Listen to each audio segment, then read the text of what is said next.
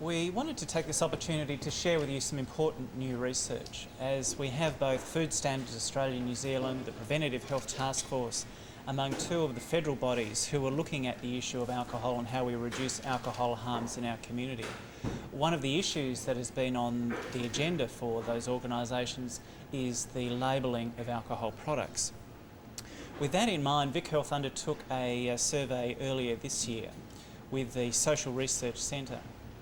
The survey of 1,500 people identified a very high level of community support for better information on labels of alcohol products. Particularly, the survey identified 85% support for including the recommended daily drinking guidelines developed by NH and MRC on alcohol products. 89% support for messages on alcohol products about exceeding the guidelines may in fact be harmful for health. And more than 90% support for health information provided to particular population groups such as pregnant women. That high level of community support, I think, reflects the lack of information that consumers feel they have about safe drinking and the health implications for their drinking.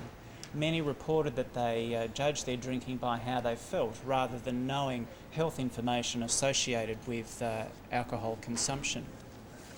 With that data in mind, we then undertook further research by using alcohol labels to test the attitude of drinkers, particularly young people, towards labels on alcohol products.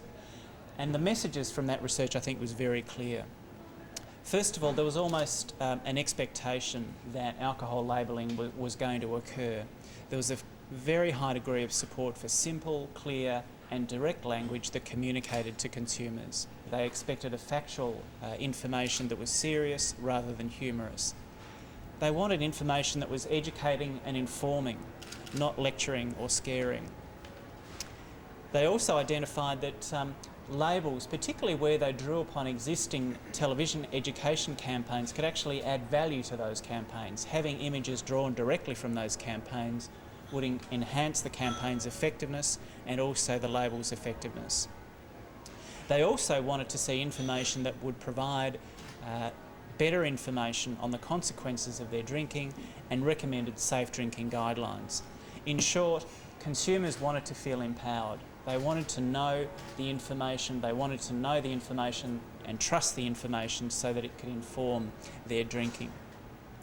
This information, as I said, I think is important to share with federal bodies which are currently looking at these very issues, particularly Food Standards Australia and also the Preventative Health Task Force. It provides us with an opportunity to start a conversation with our community around alcohol, safer alcohol consumption and its health implications.